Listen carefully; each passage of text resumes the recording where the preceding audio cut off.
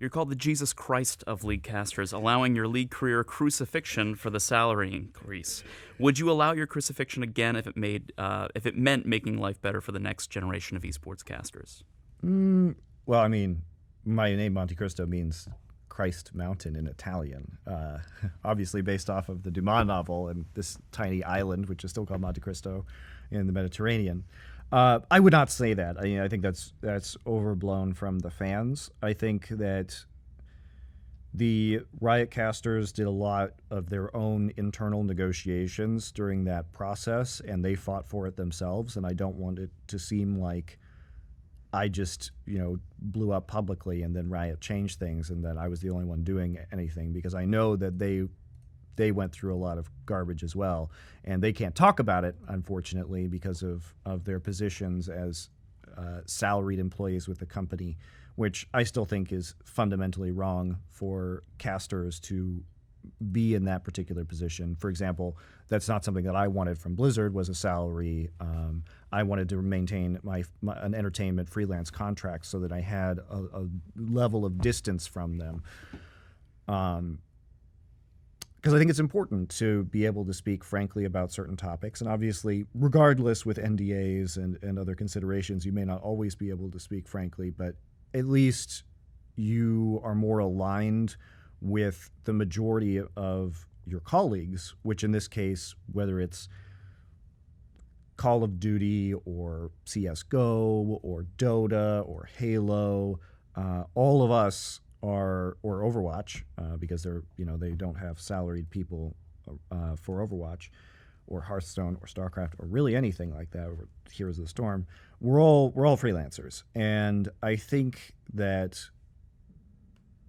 as a caster, it's much better for you to align yourself with the majority of the market rather than the interests of the company, because when a company has a monopoly over a game and you are living inside the Riot bubble, it doesn't really help you understand how things are operating with your colleagues. And I see it more as all of us casters against the companies, rather than me being a Blizzard freelancer or them being Riot employees and thinking about it as Riot versus Blizzard. It's all of us versus Riot and Blizzard.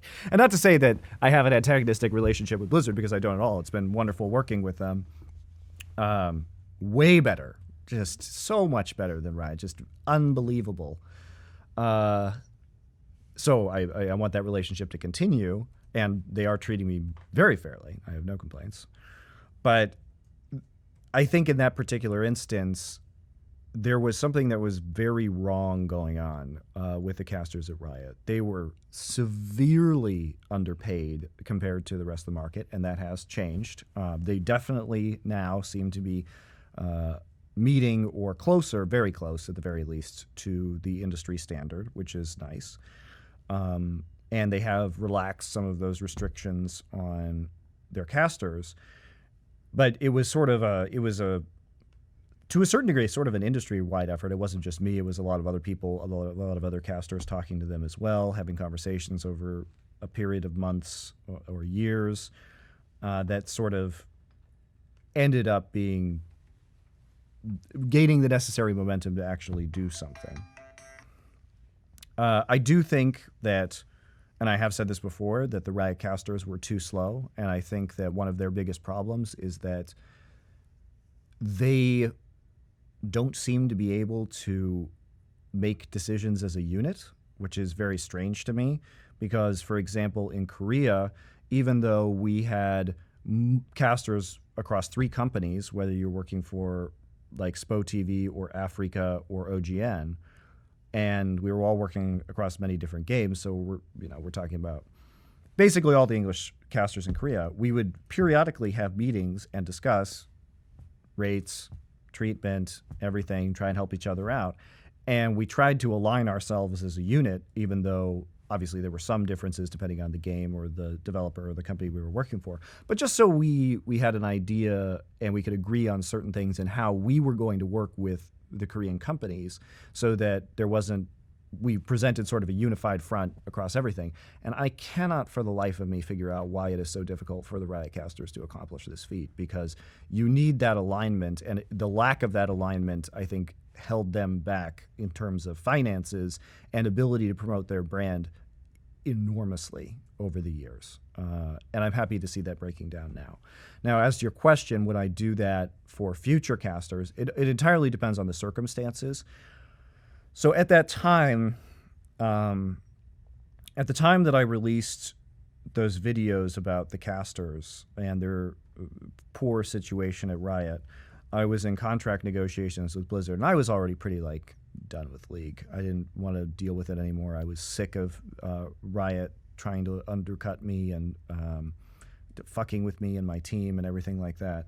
So I was pretty much done, and even though I was afraid that releasing a lot of these topics could be detrimental to my contract with Blizzard, fortunately Blizzard took an approach which was, hey, maybe if we don't treat him badly, then he won't do this. And I was like, good idea, guys. Wow, weird how that treating people nicely makes it so they don't blow up and create these air all of your garbage.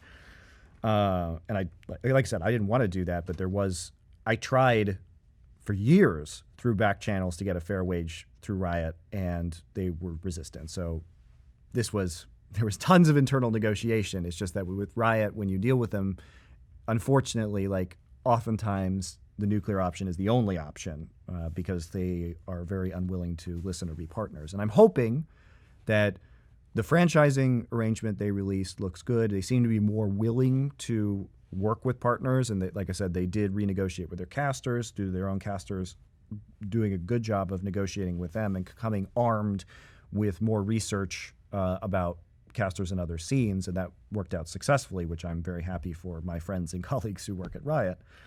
And I'm hoping that this means that I won't have to do this for a future generation of casters.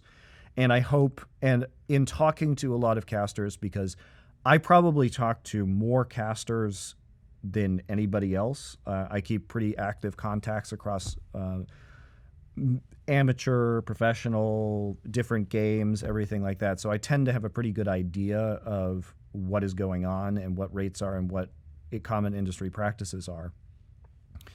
I would hope that I could affect these things before it came to the point where it went to shit again and everything had to explode in order for it to change. And for the most part now, I think with Riot catching up with everybody else, thankfully, there is less of a need to do that. And I don't think we're going to see a point in the future where another company is going to be able to get away with doing that. Because now the one that was lagging behind is caught up. And a lot of casters who are starting to get sort of their first big professional gigs are speaking to me or other casters, inquiring about rates, asking what's fair, and taking our advice. And the companies are not trying to undercut them or treat them to unfair contracts or anything like that, because the people feel more comfortable as time goes on reaching out to each other through their colleagues and saying, hey, I got tapped for this event. How much do you think I should charge? I get that question a lot. And then I say, okay, well, what are they offering? We have a conversation about it. And usually they're like, okay, well, came back, I asked for this. I got a little less. Do you think it's fair? Yes, no, et cetera. Should I hardline for this? And so the more conversations we have as casters, the better it is. And therefore, we need to stay at a distance. And I hope that in the future, more of the Riot casters move into a freelance route so that they have that degree of separation that is really necessary, not only on paper, but mentally as well. I think it's super important. To close the book of a large digital footprint about talking about Riot and all those other things, to do a cathartic send-off, what is the list of positive things that Riot is doing well? I mean, they've done many good things, which I've talked about. I think I'm really happy that the NALCS is going into a franchise model, because I think it's going to stabilize a lot. I know a lot of fans prefer having the relegation system because they have this perceived idea that it increases competition, but I don't believe that's true, and I think it's just better for the players and better for the owners and better for the league to have the more consistent storylines, and I don't think people are going to – there's no draft, so they're not going to throw games for draft picks or anything. There are mechanisms that Riot has put in place for dealing with teams that may be on the lower end of the league, so I'm excited about that. They made a good game. You know, almost all of my problems don't come from Riot as a whole. It comes from a very specific, not even the entire esports department. That's not even the production. It's the esports management that were unqualified for their jobs when they were hired and made a whole mess of the department. So it's really just a very small slice of the company that unfortunately has not been run very well. And you've expressed that. So Yeah. this is the final send-off of like, Yes. you know, it was great. And So good what I'm times. saying is the rest of it was awesome. The production company, or the production guys have always been great. It's been a pleasure to work at their events. They really do care about the players, which I appreciate a lot. And they made a game that was strategically deep, and they did so much. And I've said this many times. They did so much for Western esports. So you look at where Western esports was before the LCS started and where it is now, and how much money they have invested into making sure that the quality of the production is top tier and that their casters get training and help where they need it, whether it's doing Deficio with training it out his Danish accent and lessening that and them paying for that process, or any of the other things they've done for their casters in terms of career training has been very, very good. And I think they really created so much interest in Western esports by having the LCS and by meticulously leveling up the quality of the broadcasts and the structure of the league and making sure that it had this great appeal and this phenomenal polish. And so I admire them very much for doing that and for being part of it. It was a lot of fun over the years to work with them at events and be there on the ground and work with their producers and their feature directors, and their casting team is great. So it's that part of it was all wonderful and continues to be really good. So I hope that they can continue to sort of push that envelope in terms of the esports production, because even if I don't like some of the things they've done, there is absolutely no question that what they have done has been very good for esports in North America and Europe.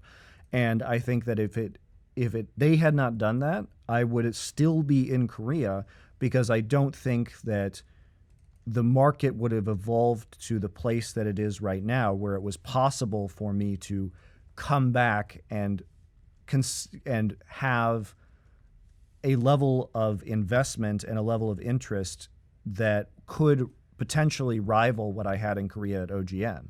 Because the way I viewed it when I first went to Korea was that I would come back to the States eventually, but I could just sit there for however long it took the West to sort of slowly ramp up. And without Riot and without what they've done with League of Legends, it may have taken years longer than it has. So pretty amazing work by them overall, and I am quite grateful for the times that I had with them. And it's nice to feel like that they are developing into more of an entity that is interested in partnerships rather than so much control like they had previously. So I think we're starting to see glimmers of that, and it does give me hope. It does give me hope, and I do appreciate everything about that. For more league interviews and analysis, subscribe to our channel. You can also find stats, discussions, and more on our website and mobile app at blitzesports.com.